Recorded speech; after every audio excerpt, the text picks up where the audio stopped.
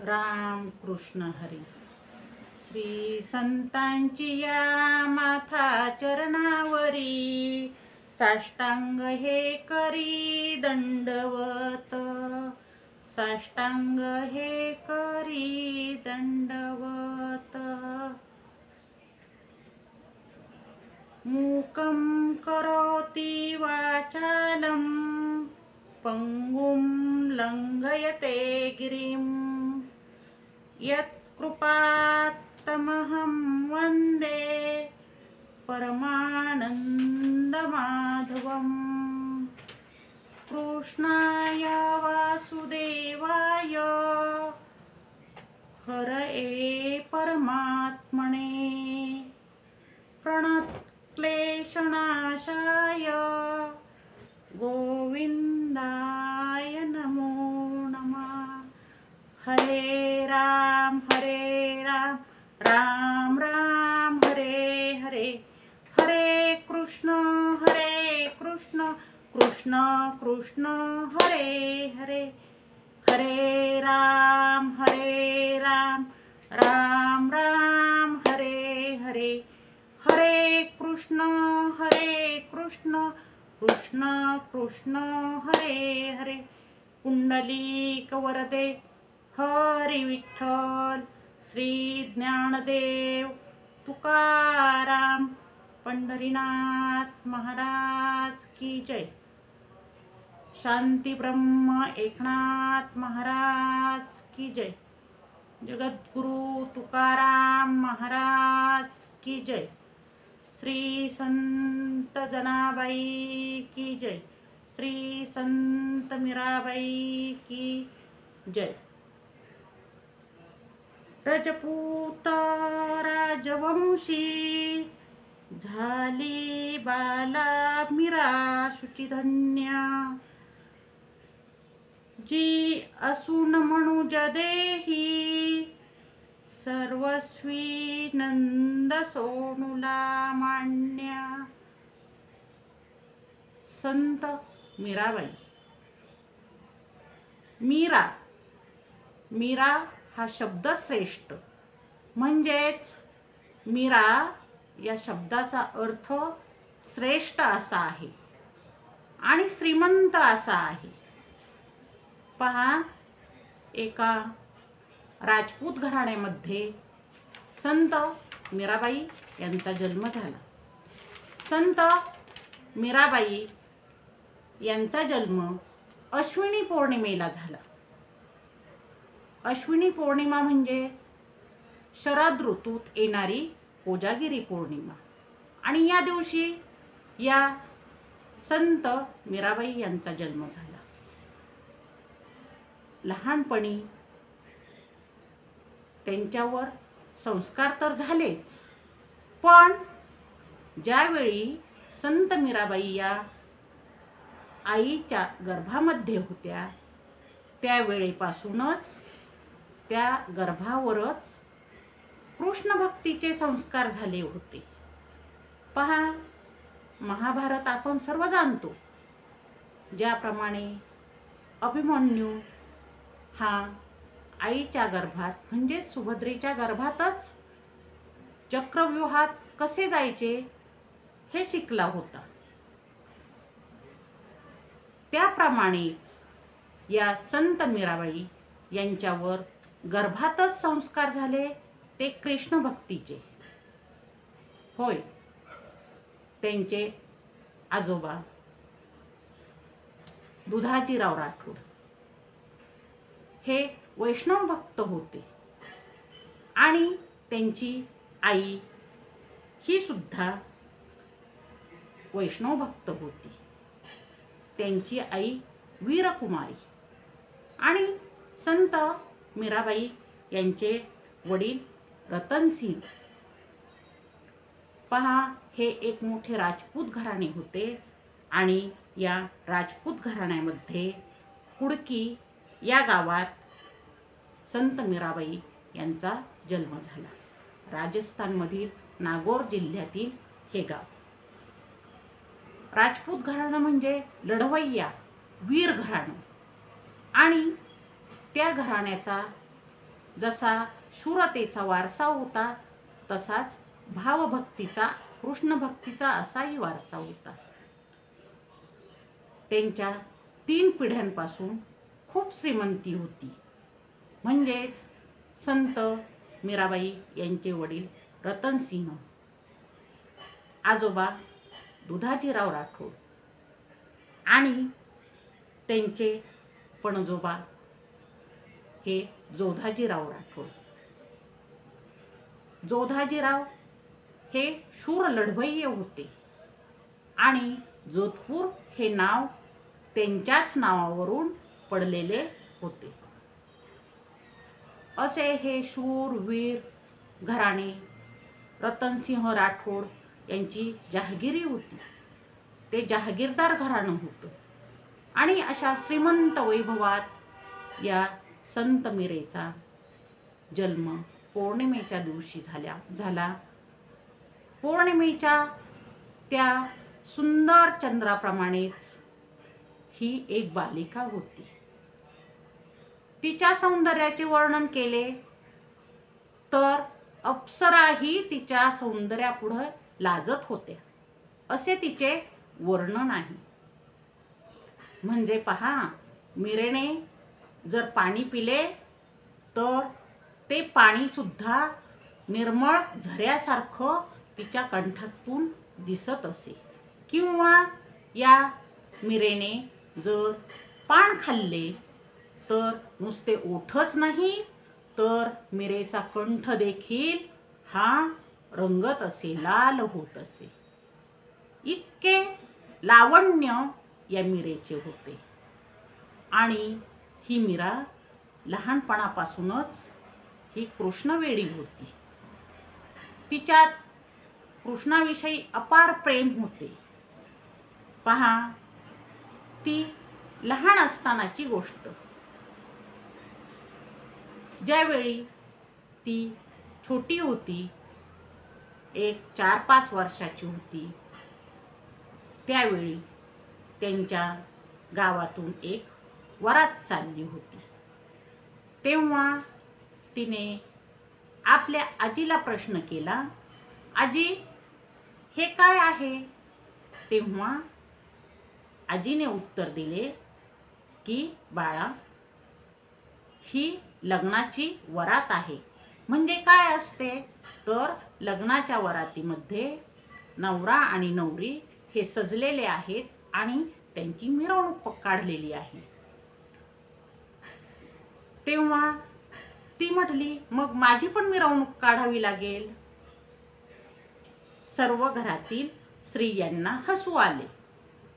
पहा, या संत मीरेची आई ही लहानपणीच निवर्तली होती आणि ती आपली आजी आणि आपले आजोबा यांच्या छत्रछायेखाली लहानाची मोठी होत होती. घरात कशाचीही कमतरता नव्हती. धनधान्य संपत्ती विपुल प्रमाणात होती, जहागिरीच होती. त्यामुळे कशाचीही कमी नव्हती. आणि म्हणून घरातील इतर स्त्रिया, चुलती आणि आजी तिला म्हटल्या की बाळ, तू पण हवा तो ड्रेस घाल, हवी ती चुनरी घाल आणि तू पण सजून तयार हो. तेव्हा या छोट्या मीरेने असा प्रश्न केला, मग माझा नवरा कोण असेल? तेव्हा तिच्या या प्रश्नाला काय उत्तर द्यायचे म्हणून हसत हसत आजीने सांगितले की हा कृष्ण आहे ना, हा कृष्णच तुझा नवरा आहे. आणि पहा, ते एक वाक्य त्या मीरेच्या अंतःकरणात घुमत होते. श्रीकृष्ण हाच तुझा नवरा आहे हे ज्यावेळी आजीने तिला सांगितले त्यावेळेस ती लहानशी बालिका मनोमन सुखावली होती.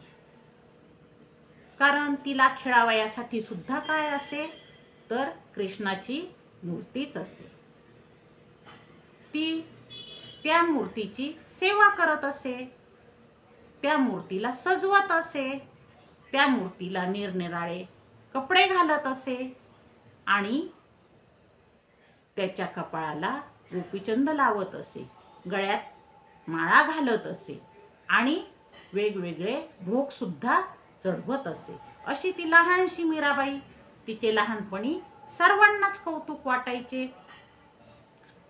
ती एक 7-8 वर्षाची होती आणि त्यावेळी त्यांच्या घरी एक साधू आले.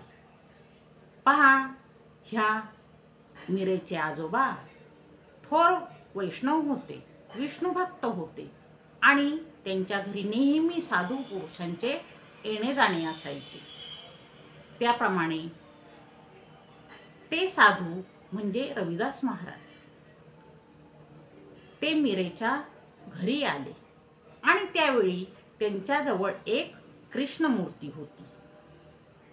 ती मूर्ती त्यांच्या गुरुने त्यांना दिली होती आणि त्या मूर्तीची ते सेवा करत असत.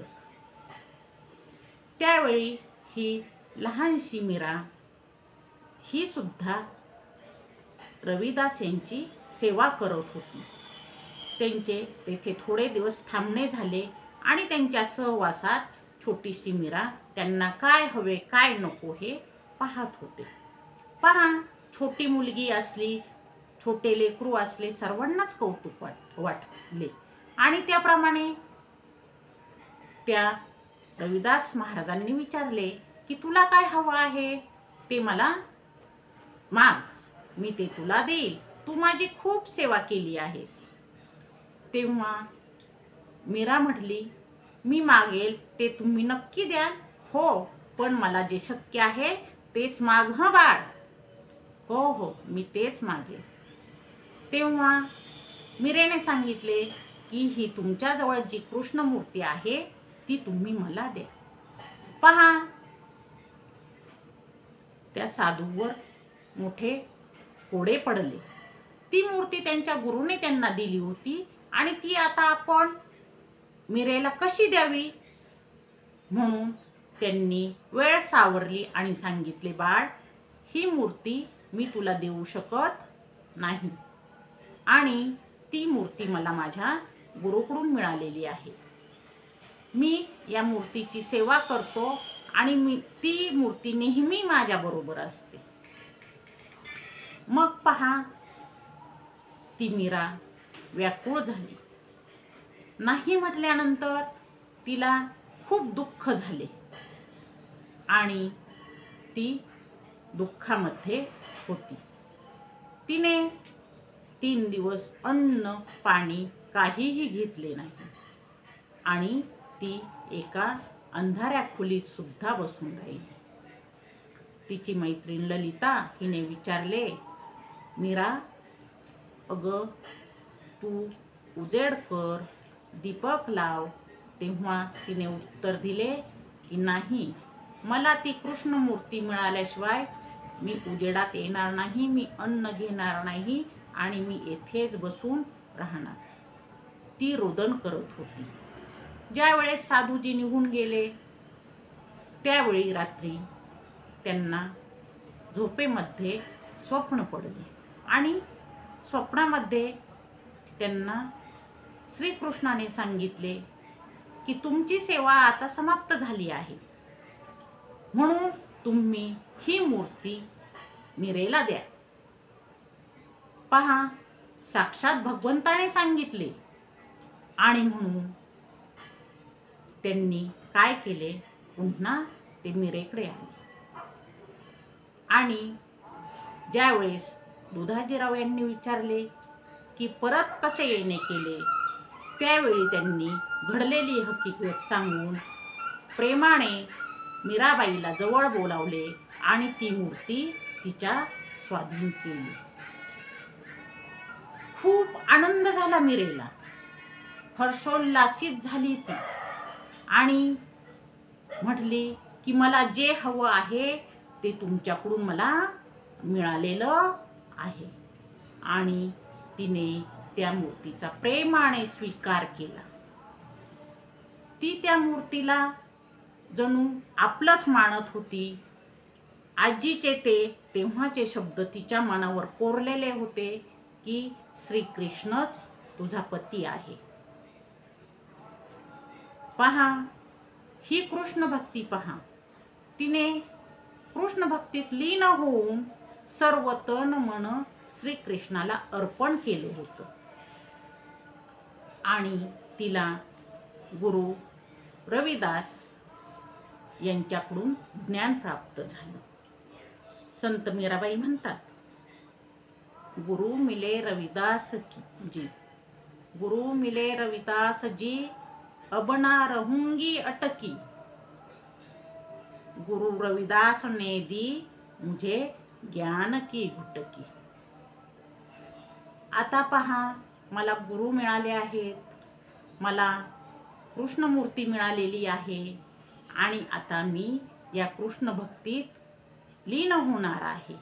मला आता कशाचेही स्मरण राहणार नाही आणि मी सर्वाचा त्याग करून या कृष्ण भक्तीत समर्पण करणार आहे. छोटीशी मीराबाई. विचार किती मोठे, खूप मोठे.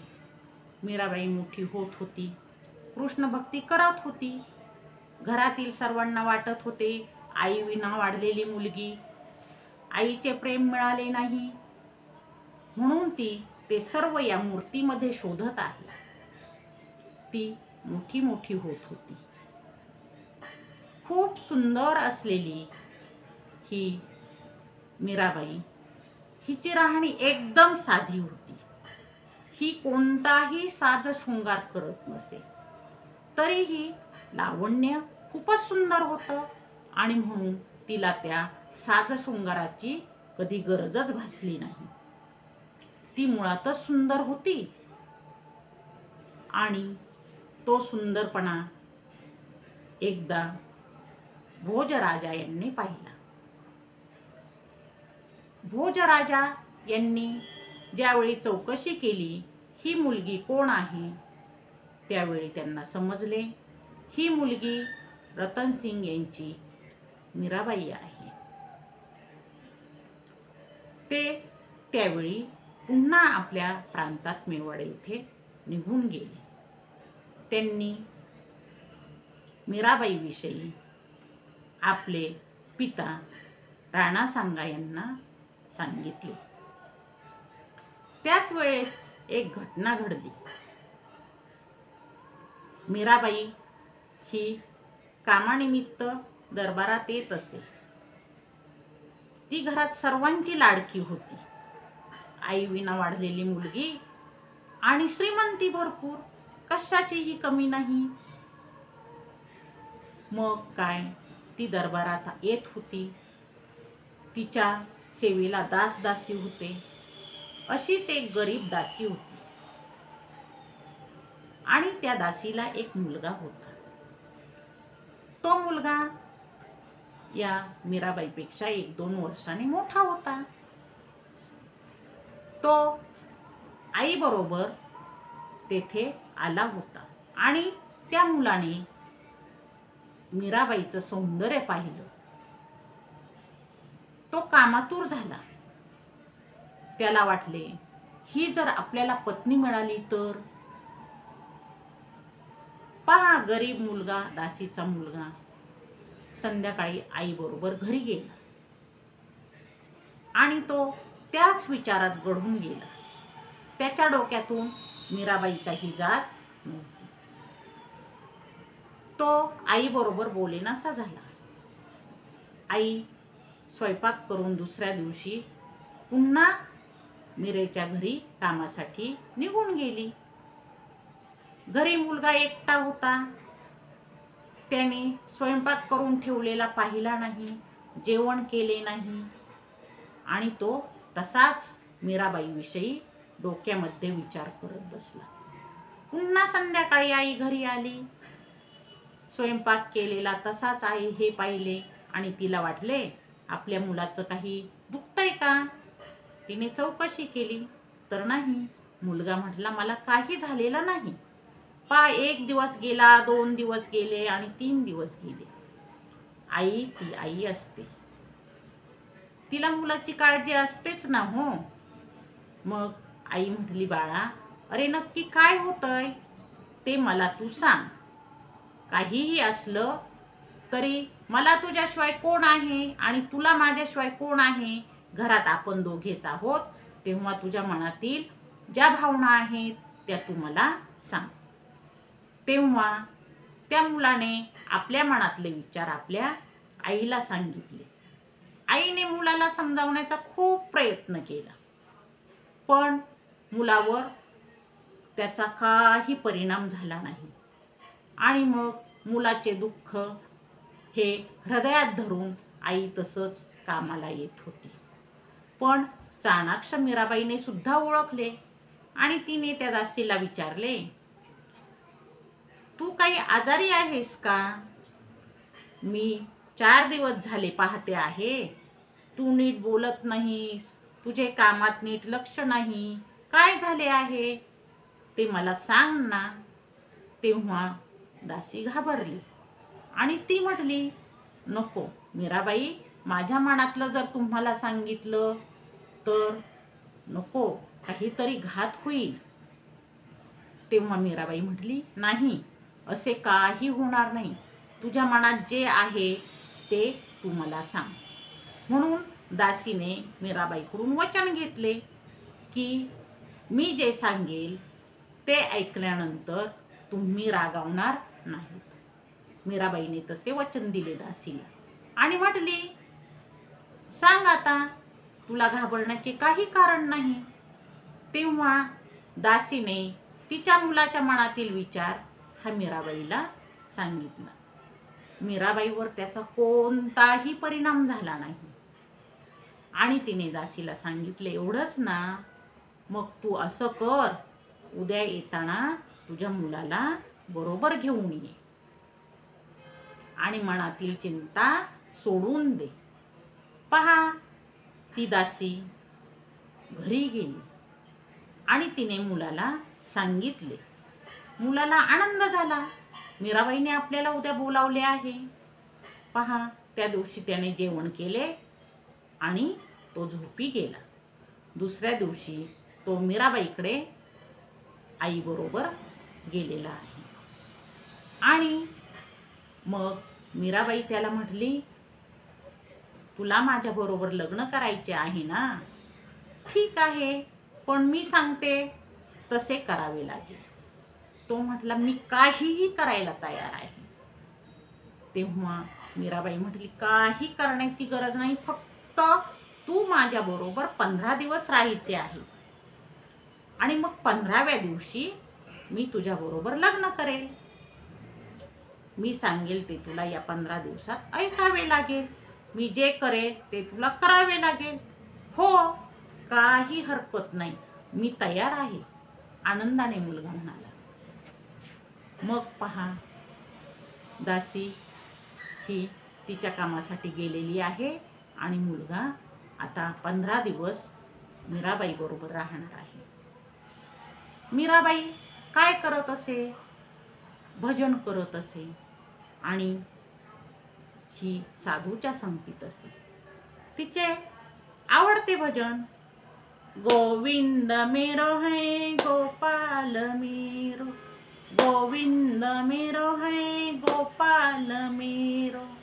पहा, तिने त्या मुलाला सांगितले, मी जे करेल, मी जसे वागेल तसेच तुला करायचे आहे. आणि ही भजन करत असे तसा तो मुलगाही भजन करत असे. पहा, 1 दिवस गेला, 2 दिवस गेले साधूच्या संगतीत, मीरेच्या संगतीत. त्या मुलामध्ये परिवर्तन होत गेले. 14वा दिवस आला आणि 14व्या दिवशी मीराबाईने सांगितले की उद्या आपल्याला लग्न करायचे आहे. आणि पहा, काय आश्चर्य, त्या मुलाने सांगितले, नाही मीराबाई, तुम्ही माझ्या गुरु आहात आणि मला आता तुमच्या बरोबर लग्न करण्याची इच्छा राहिलेली नाही.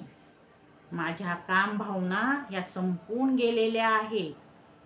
संत संगतीचा हा परिणाम आहे. पहा, संतांच्या संगतीमध्ये हे चांगले वागणे मनुष्य शिकत असतो. त्या दासीच्या मुलावर असा ह्या संत संगतीचा परिणाम झालेला आहे. इकडे भोजराजाने मीराबाईचे सौंदर्य निहाळले होते, पाहिले होते आणि ते आपल्या पित्याला सांगितले होते. त्याप्रमाणे हे मेवाडचे राजे राणासंग हे रतनसिंग यांच्याकडे आले आणि त्यांनी मीराबाईला मागणी घातली. पहा, आपली मुलगी ही आता या चित्तोडची युवराज्ञी होणार. खूप आनंद वाटला रतनसिंगांना आणि त्यांनी ते जे लग्न आहे हे जमवले. इकडे मीरा सांगत होती की नको, माझे लग्न काही तुम्ही जमवू नका. पण मीराचे कोण ऐकणार? ती सांगत होती, तेने माझा केला अंगीकार, नका तुझ्यावर पाहू आता. त्या कृष्णाने मला स्वीकारलेलं आहे. स्वप्नामध्ये मी त्याच्याबरोबर लग्न केलं आहे आणि तोच माझा पती आहे. तेव्हा मला दुसरा वर पाहण्याची आवश्यकता नाही. तुम्ही काय करा, तर श्रीकृष्णच माझा पती आहे हे मान्य करा. ती असं सांगत होती, पण घरातल्या माणसांवर त्या सांगण्याचा काहीही परिणाम होत नव्हता. तिच्या मैत्रिणी तिला विचारत होत्या, मीराबाई, तुझं लग्न भोजराजाबरोबर जमलं आहे आणि तू आता चित्तोडची युवराज्ञी होणार आहे, तरी तू दुःखात का आहे? तेव्हा ती मीराबाई म्हणायची, मैं तो प्रेम दीवानी, मैं तो प्रेम दीवानी, मेरा दर्द ना जाने कोई, मैं तो प्रेम दीवानी. कृष्णाच्या प्रेमाने ही वेडी झाली होती आणि ती म्हणायची, माझं दुःख हे कुणाला कळणार? कुणालाही नाही.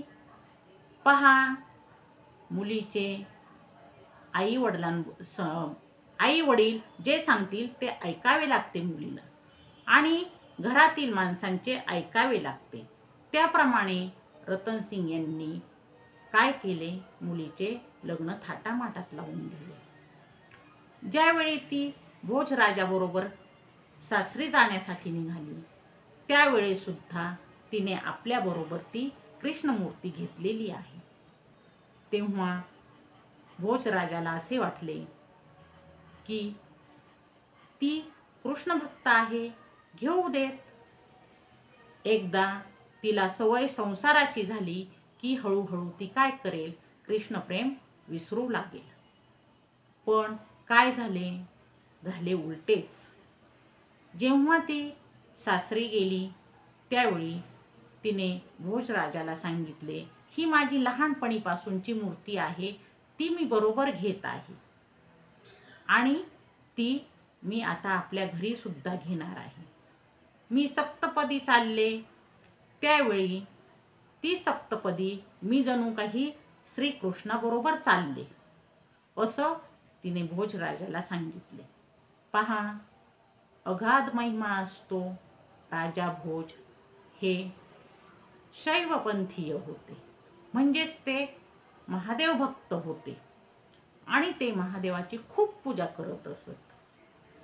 त्याचप्रमाणे त्यांनी ही मीराबाईची भक्ती सुद्धा जाणून घेतली.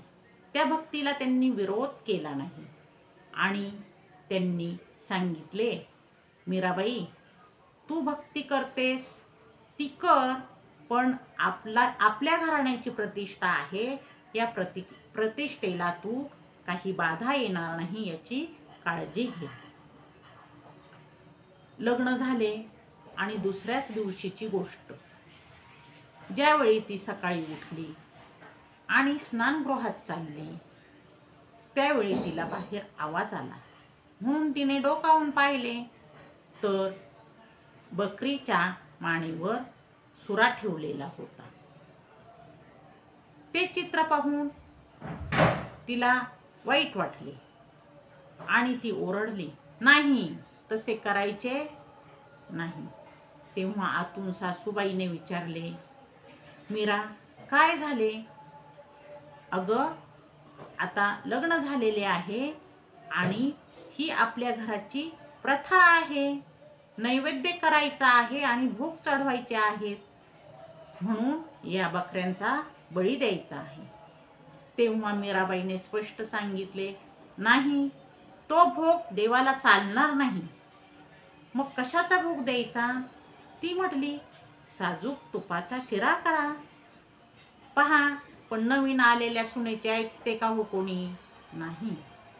मीराबाईला गप्प बसावे लागले. मीराबाईचे कृष्ण प्रेम पाहून सगळ्यांनाच वाटायचे, ही तर कृष्ण भक्तीत वेडीच झालेली आहे. काय करावे? कोणालाही काही कळत नव्हते. भोजराजाचा एक लहान भाऊ होता, रतनसिंह. त्याला हे मीराबाईचे कृष्ण प्रेम हे आवडायचे. तो मीराबाईला आई म्हणायचा आणि तिच्या कृष्ण भक्तीवर तो संतुष्ट असायचा. पण पहा, नीतीने काय केले? लहानपणीच आई गेली. नंतर प्रेम करणारे आजोबा सुद्धा गेले, वडीलही गेले आणि मुलासारखा असणारा तो दीर सुद्धा गेला. भोजराजाचे वडील यांचा सुद्धा घातपाताने मृत्यू झाला, तेही गेले. मनुष्याचे जीवन हे कसे नश्वर आहे हे मीराबाईने जवळून अनुभवले होते. पहा, थोडेच दिवसात लग्नानंतर दिल्लीमध्ये युद्ध होणार होतं आणि त्यावेळी भोजराजा हे युद्धासाठी जाणार होते. तेव्हा भोजराजाची जी भगिनी आहे, त्या भगिनीने मीराबाईला सांगितले की, मीरा, तू सांग की तुम्ही युद्धासाठी जाऊ नका म्हणून. परंतु पहा, साक्षात श्रीकृष्णाने मीरेला सांगितले होते, पुढच्या ज्या अडचणी येणार आहेत, या अडचणी तुला आता एकटीला निरसन करायच्या आहेत. तुझ्या सोबतीला आता कोणी राहणार नाही. कारण मीरेच्या सोबत कोण होते? तर स्वतः भोजराजा होते. ते तिच्या भक्तीत कधीही बाधा आणत नव्हते. आणि मग तिला वाटले, ह्या लढाईला भोजराजा जाणार म्हणजेच श्रीकृष्णाने आपल्याला जे सांगितले तेच होणार का? पहा, तसेच झाले. 1527 मध्ये दिल्लीला भोजराजा यांचं काय झालेलं आहे? युद्धात मरण आलेलं आहे. ती वार्ता मीरेला समजली. तिला अतीव दुःख झालं. त्या दुःखाने ती वेडी झाली.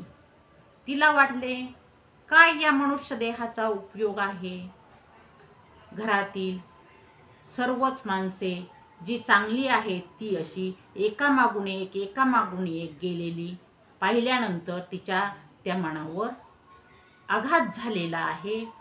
तिला मोठे दुःख झालेले आहे आणि रडू आलेले आहे. पहा, मग तिने काय केले? तर आपले जे मन आहे ते कृष्ण भक्तीत अजूनच घालवलेले आहे आणि त्या मनाला तिने दिलासा देण्यासाठी कृष्णावर प्रेम केलेला आहे. भक्ती भाव हा देवाला हवा असतो. सर्वच संत आपण अनुभवतो. सर्व संतांच्याच नशिबात हा असा वनवास आलेला आहे. संत जनाबाई, हिला काय होते? जी झोपडी होती ती सुद्धा चंद्रमौळी म्हणजेच फाटकी तुटकी होती. पण साक्षात पंढरीनाथ तिच्याजवळ येत असे. एकदा ज्यावेळी रात्रीचा देव जनाबाई जवळ आला तेव्हा संत जनाबाईने विचारले, पांडुरंगा का आला तिथे आपण? तेव्हा पांडुरंगाने सांगितले, जनाबाई मला भूक लागली आहे ना, मग मला खायला काहीतरी दे. देवा काही नाही रे माझ्याकडं, हे असे उष्टे पडलेले खरकटे हेच अन्न आहे, हे तुला कसे देऊ? आणि जी भाकरी आहे माझ्या टोपल्यात ती 5 दिवसांची शिळी आहे रे, कशी देऊ रे मी तुला? तेव्हा देव म्हणतो, जनाबाई लोक मला खूप आणून देतात, नैवेद्य दाखवतात, पण त्यांच्या नैवेद्यात भाव नसतो आणि भक्ती सुद्धा नसते. ते फक्त मला नैवेद्य अर्पण करतात, पण मी ते कसे खाऊ? ज्यामध्ये काही भाव नाही, ज्यामध्ये काही भक्ती नाही, ते मला गोड कसे लागेल? तेव्हा मला खूप भूक लागलेली आहे, तू मला पटकन काहीतरी खायला दे. मग देव तिची विनवणी करतो. तिला प्रश्न पडतो, उष्ट खरकट आहे ते देवाला देऊ की शिळी भाकरी देऊ? तेव्हा देव म्हणतो, नको मजसी शर्करा, नको मजसी शर्करा, दे तुझी भाकरी. उपनिषदात आपल्याला सांगितलं आहे की देवाला काही लागत नाही, पण इथे स्वतः पांडुरंग जनाबाईकडे भाकरी मागत आहे, का तर मला भूक लागलेली आहे असं देव सांगत आहे. देव हा संतांच्या नेहमी मदतीला येत असतो. शांती ब्रह्म एकनाथ महाराज त्यांच्या घरी तर साक्षात भगवंताने श्रीखंड्याच्या रूपात पाणी भरले. पहा जगद्गुरु तुकाराम आणि त्यांची पत्नी जिजाबाई किती प्रेम देवाचे. अहो त्या जिजाबाईचा पाय आहे, त्या पायाची माती ही पांडुरंगाला खावीशी वाटली, तिला ती माती चाटावीशी वाटली देवाला, म्हणून त्याने तिच्या पायात काटा टोचला आणि काटा काढण्यासाठी त्याने एका गुराख्याचं रूप घेतलं आणि तिच्या पायाची माती तो बोटाने चाटून चाटून पांडुरंगाने ती खाल्लेली आहे. हो, देव सुद्धा आपल्या भक्तांवर तितकंच प्रेम करत असतो आणि या भक्तांच्या वाट्याला सुद्धा काय येत असते तर खूप अडचणी येत असतात, खूप संकट येत असतात. तसंच या संत मीराबाईचं सुद्धा. पहा, संत मीराबाई ही कृष्ण भक्तीत लीन झाली होती. भोजराजा युद्धात गेले होते, दीर गेले, सासरे गेले, आई लहानपणीच गेली, वडील गेले, आजी आजोबाही गेले, जीवन नश्वर आहे हे कळत होतं आणि ती काय करत होती तर ती आपल्या मनाला कृष्ण भक्तीत गुंफून घेत होती. एक दिवस पुढे जात होता आणि त्या दिवसामध्ये सत्संग वाढत चालला होता. सुरुवातीला मीरेची कृष्ण भक्ती ही खाजगीत होती, घरात होती, परंतु आता तिला घरात राहावेना आणि म्हणून ती बाहेर पडली. ती बाहेर पडली, परंतु तिचे जे दीर होते त्यांच्याकडे आता शासन आले होते, कारभार आला होता आणि त्यांना तिची भक्ती काही आवडत नव्हती. ते म्हणत, भक्तीच्या नावाखाली हिचे वागणे काहीतरी वेगळेच असते. म्हणून आता त्यांनी मीराबाईला त्रास द्यायला सुरुवात केली. त्यांनी काय केले तर हिला आता आपण कायमचीच मारून टाकावे असं काहीतरी बेत केला आणि त्यांनी विषाचा प्याला पाठवून दिला.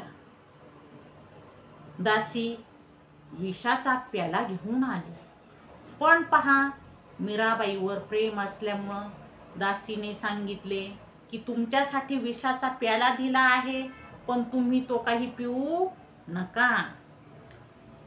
तेव्हा मीराबाई म्हटली, असू देत, माझ्यासाठी दिला आहे ना.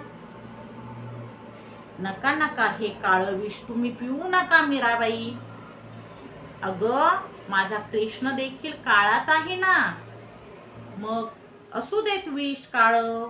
आणि पहा, कृष्णाचं नाव घेऊन मीराबाईने विषाचा प्याला घटघट घटघट पिऊन घेतला. मीराबाईने विषाचा प्याला पिऊन घेतला आणि तिच्यावर त्या विषाचा काही परिणाम झाला नाही. पण झाले काय, द्वारकेमध्ये जी संगमरवरी पांढरी शुभ्र श्रीकृष्णाची मूर्ती होती, ती मूर्ती त्याच वेळी काळी ठिक्क पडली, म्हणजेच काळी झाली. म्हणजेच ते विष कोणी प्राशन केलं, तर ते विष श्रीकृष्णाने प्राशन केलं. मीराबाईवर विषाचा परिणाम झाला नाही हे पाहिलं आणि परत तिला मारण्यासाठी कट कारस्थान सुरू झाले. एका टोपलीमध्ये एक जहरीला असा नाग तिच्याकडे पाठवून देण्यात आला आणि तिला सांगितलं, या टोपलीमध्ये सुंदर सुंदर हार आहेत, ते तुझ्या कृष्णमूर्तीला घाल, तुझ्या गळ्यात घाल. पहा, मीराबाईने श्रीकृष्णाचे नाव घेतले आणि टोपली उघडली आणि पहा, त्यात खूप सुंदर सुंदर फुलांचे आकर्षक हार होते.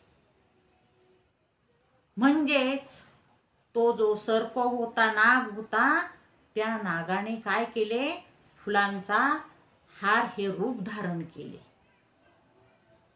आता काय करावे, मीराबाईवर कशाचाही परिणाम होत नाही हे पाहिले आणि शासनकर्त्या राजाने काय केले, तिच्या चारित्र्यावर संशय घ्यायला सुरुवात केली.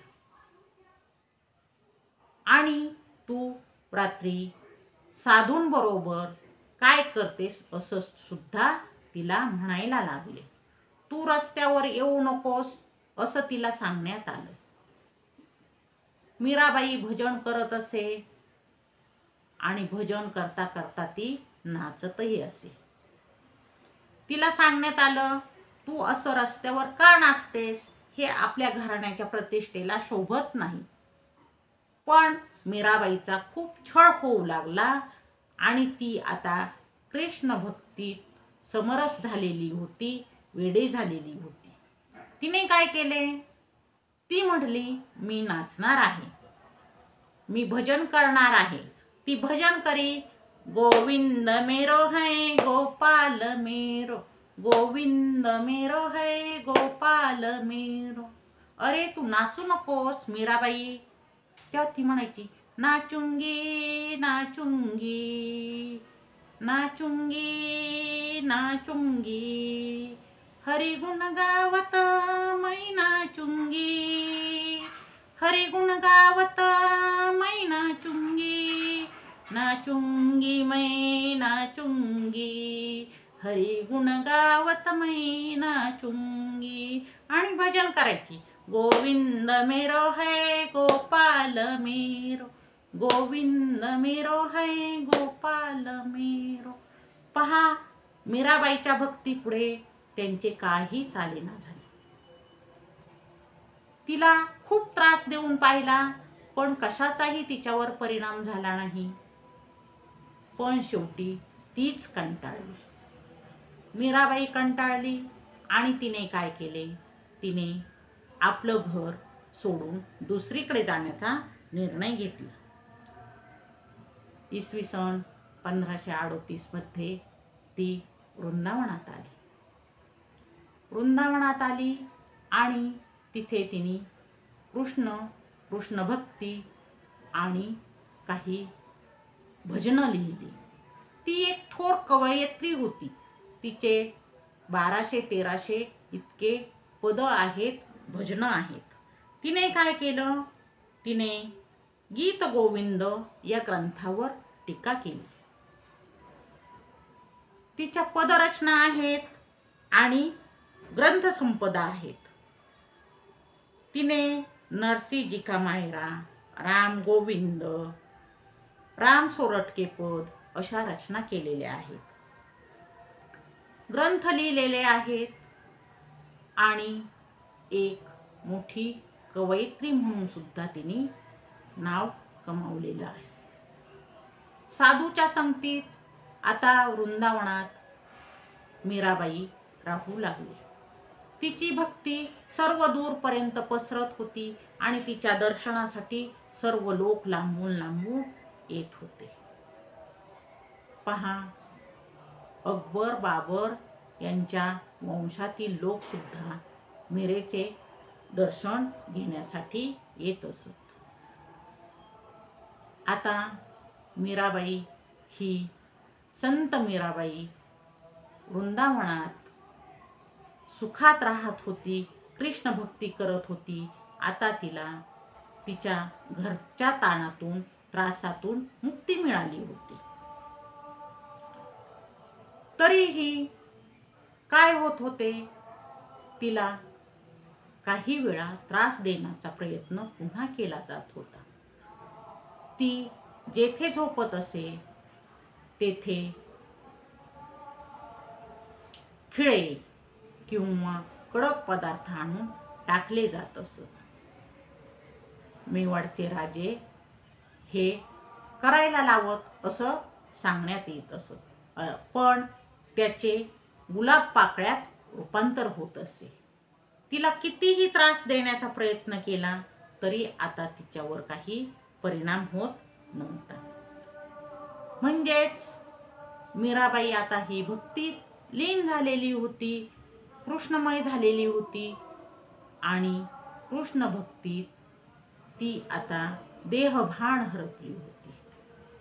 ती म्हणायची भक्ती करायची, भाव करायचा, मग हे सर्व तन मन धन आहे हे आपण श्रीकृष्णाला अर्पण करावं आणि हे अर्पण करूनच आपण काय करायचं आहे, तर आपण कृष्ण भक्ती करायची आहे. तिने वृंदावनातून गोकुळ आणि द्वारका येथे सुद्धा ती जात राहिली. पहा, इकडे हा शासनकर्ता याचा सुद्धा अंत झालेला आहे आणि ज्यावेळी हे चित्तोड मीराबाईने सोडले त्यावेळेस त्या राज्यावर एक आपत्ती आली, मोठे मोठे संकट आले, तेथे रोगराई पसरली आणि तिचे निवारण कशानेही होत नव्हते. असे का होत होते? असे का होत होते? खूप पाहिले परंतु काही कळेना. ज्यावेळी वृंदावनात, गोकुळात आणि द्वारकेत मीराबाईची भक्ती लांब लांब पोहोचत होती त्यावेळेस मेवाडचे ते राजे उदयसिंह यांच्या लक्षात आले की मीराबाई यांच्या जाण्यामुळेच काय झालेलं आहे, या राज्यावर सर्व संकटे येत आहेत. मग काय ठरले? आता मीराबाईला आपण इथून आणूया.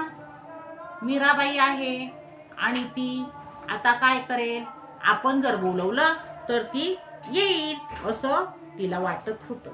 म्हणून मग तिला घेऊन येण्यासाठी एक ब्राह्मण पाठवलेला आहे. मीराबाईचे भजन चालू असे. मीराबाई ही नेहमी भजनात तल्लीन असे. तिला आता कशाचीही पर्वा नव्हती. माणिक मोती किंवा जड जवाहीर कशाचीही गरज राहिली नव्हती.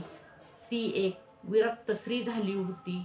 तिने आपलं पंचप्राण हे कृष्णाला दिलेलं होतं आणि ती ही भक्ती करत असताना ते ब्राह्मण तेथे आलेले आहेत. तिला जेव्हा कळले की आपल्याला नेण्यासाठी आपल्या घरून ब्राह्मण पाठवलेले आहेत, तेव्हा तिला खूप वाईट वाटले. तिला वाटले की आता काय, आता कसं करायचं, आपण पुन्हा तिथे जाऊन काय उपयोग आहे, जे ठिकाण आपण सोडून आलो त्या ठिकाणी पुन्हा जाणे योग्य आहे का. ही आपली कृष्ण भक्ती आहे, ही कृष्ण भक्तीच अवीट आहे, हिच्यातच खरी गोडी आहे. आणि मग काय करायचं हे काही तिला कळेना.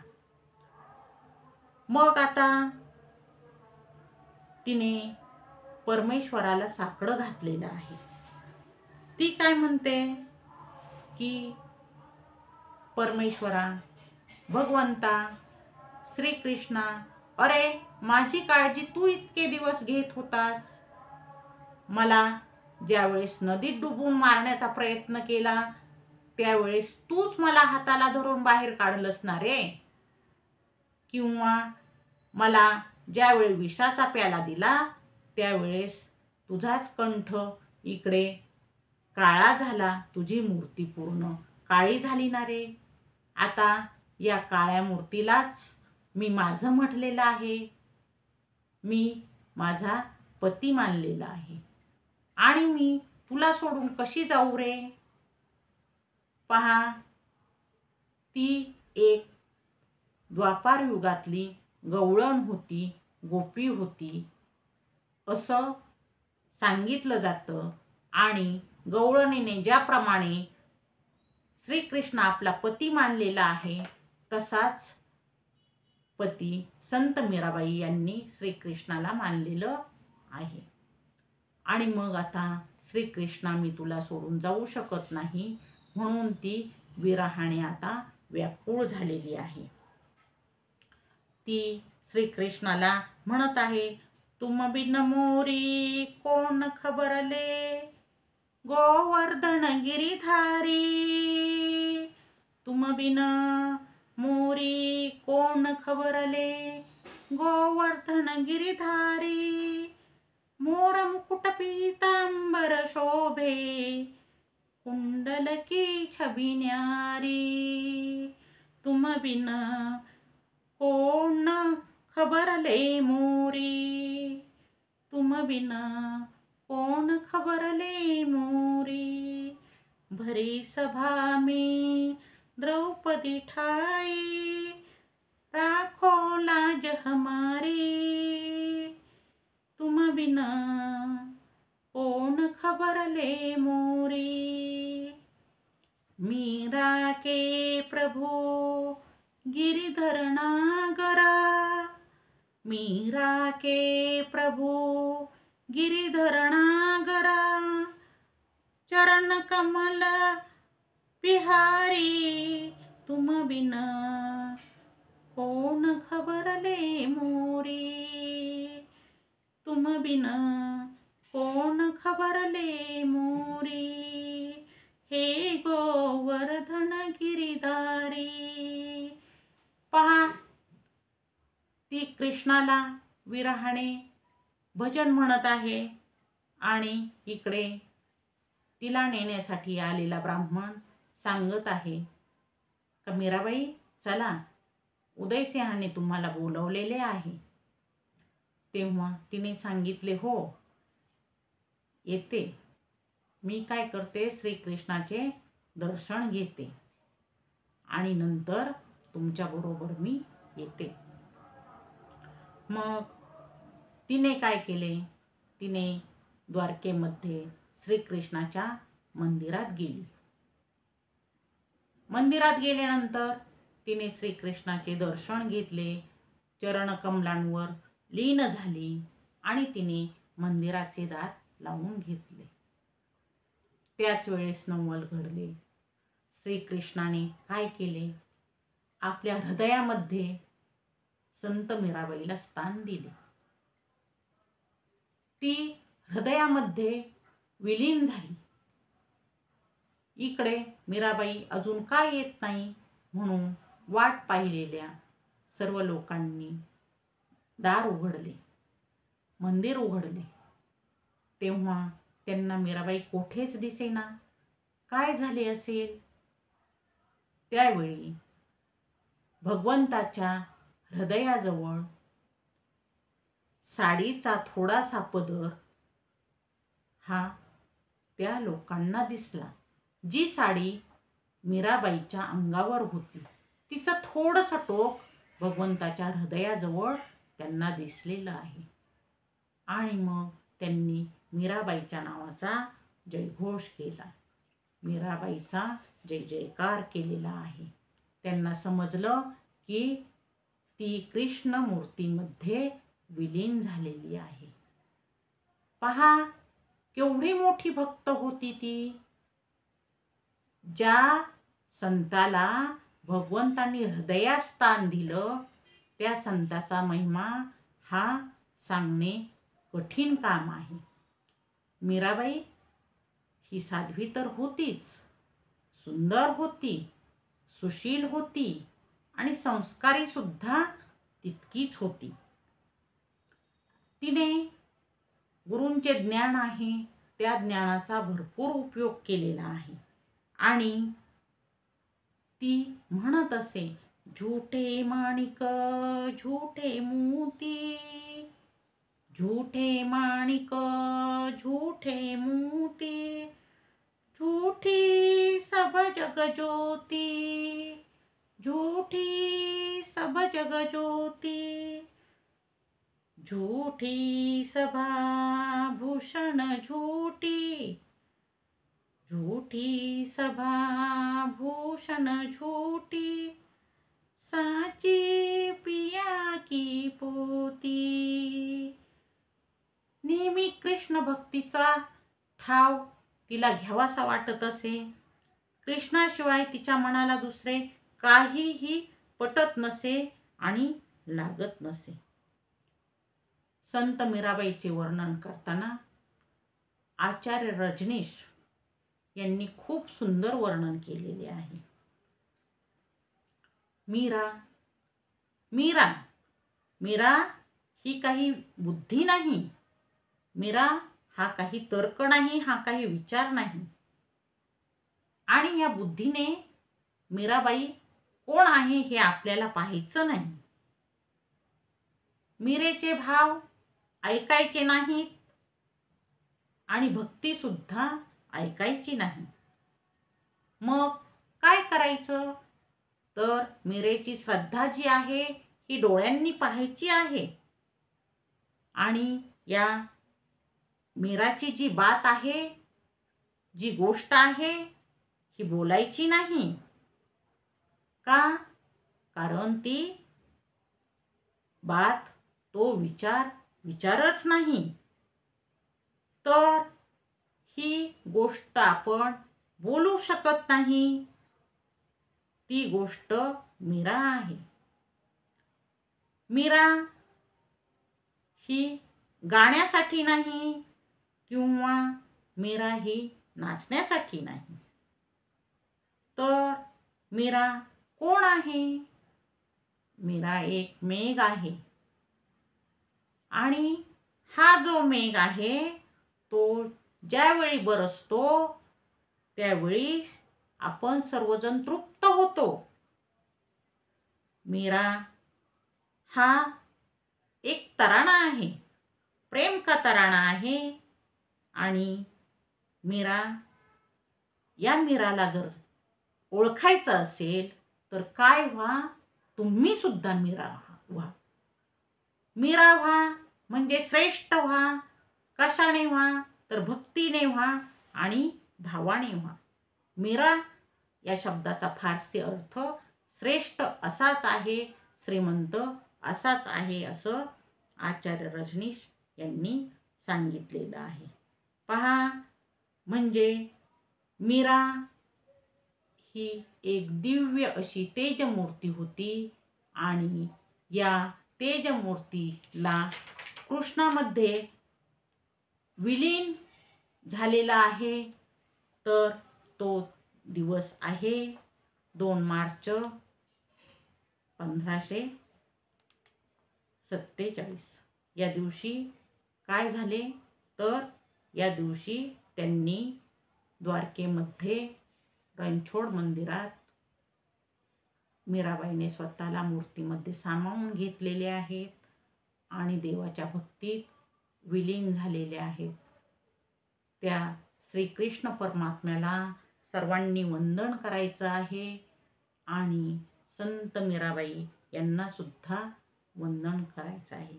एक वेळ सर्वांनी म्हणायचं आहे, गोविंद बोलो गोपाल बोलो, गोविंद बोलो हरी गोपाल बोलो, गोविंद बोलो हरी गोपाल बोलो. हरे राम हरे कृष्ण पुंडलिक वरदे हरी विठ्ठल. श्री ज्ञानदेव तुकाराम पंढरीनाथ महाराज की जय.